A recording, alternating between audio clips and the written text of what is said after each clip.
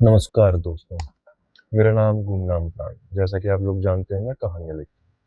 हर किस्सा, हर कहानी अपने सलीके से लिखता हूँ। आज जो कहानी मैं आपके सामने लेके आया हूँ वो है अंतिम दस्तक। एक छोटे से गांव, पहाड़ी के तलहटे में बसा एक छोटा सा गांव। कच्चे कमरे, कच्चे घर, लकड़ियों के दरवाजे, और उन्हीं सब घरों में एक छोटा सा घर। और उस दरवाजे का लकड़ी टूटी हुई, और दरवाजे में जब भी हवा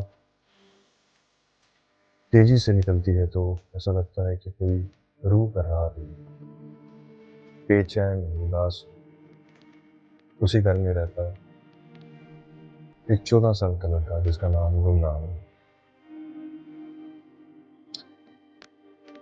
इस उम्र में जब बच्चे खेल कूद में, पढ़ाई में, मस्ती में लीन होते हैं,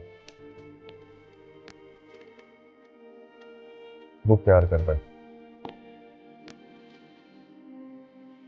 एक अलग सा प्यार,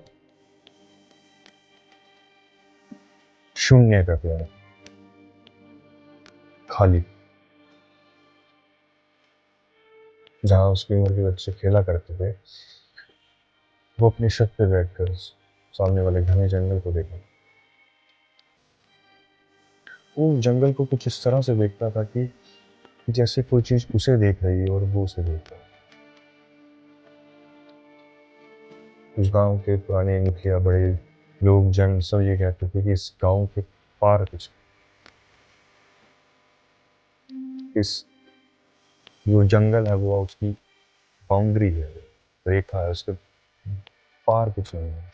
लेकिन वो हमेशा उस जंगल को शाम को बैठता और देखता, जबकि उसकी उम्र के बच्चे खेल रहे होते।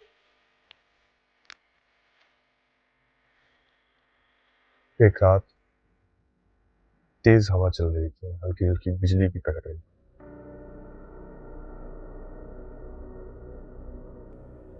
उसके घर का दरवाजा खुला, खिड़की खुली, और एक हंसने की आवाज आई, बहुत तेज हंसने की आवाज आई।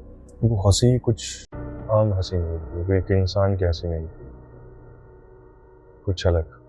उसके माँ बाप दौड़ते हुए आए, गांव के लोग आए कि क्या हो गया।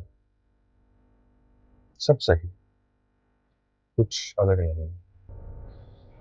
एक मेज, एक पलंग, एक पंखा, किताबें, खिलौने, और गुमनाम की कुछ तस्वीरें बचपन। सब वही वैसा ही था, कुछ अलग नहीं। सुबह हुई, गांव के बड़े मुखिया आए, उनके घर गए।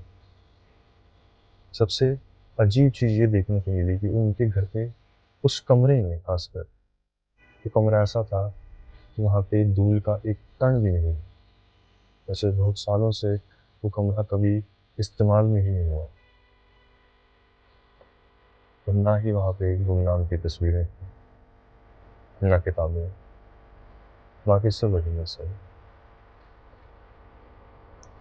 और एक मेज पर सफेद कागज,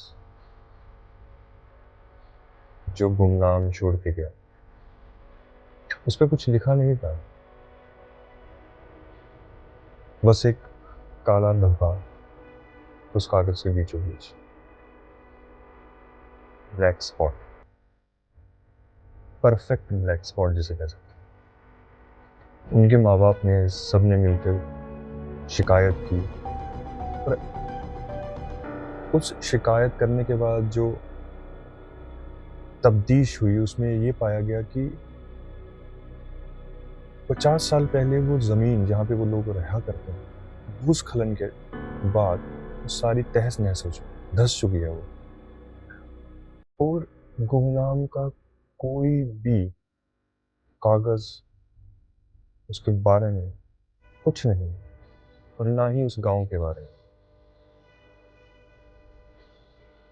जबकि उन लोगों को याद है वो कब आए थे, इतने सालों से वो रह रहे थे, लेकिन कोई भी उनका कागज़ उस गाँव का और गुमनाम का जहाँ पे नाम लिखा हो वो नहीं है। बस एक चीज़ कि 50 साल पहले वो गाँव भूस्खलन की वजह से धँस चुका था, ख़त्म हो चुका था।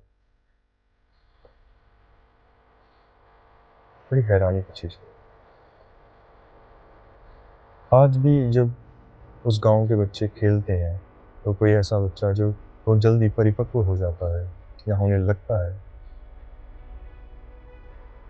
और खामोशी की ओर जाने लगता है, जाके भी बैठने लगता है, खेल-कूद कम कर देता है, तो वहाँ के जो मुखिया हैं वो डर जाते हैं। तो वो कहते हैं, अक्सर कहा करते हैं कि गुमनाम कहीं गया ही नहीं, गुमनाम यही है, वो बस अपने ही प्यार में लीन हो गया, वो यही है। और अगर आज भी आप उस गाँव में जाएँ, वो सुनसान रास्तों पे जाएँ, सुनसान रास्तों पे जाएँ, तो आपको उन घरों की आवाज़ अब भी सुनाई देगी, उन दरवाज़ों की। शायद उस खामोशी में आप एक हँसी भी सुन पाएँगे, शायद।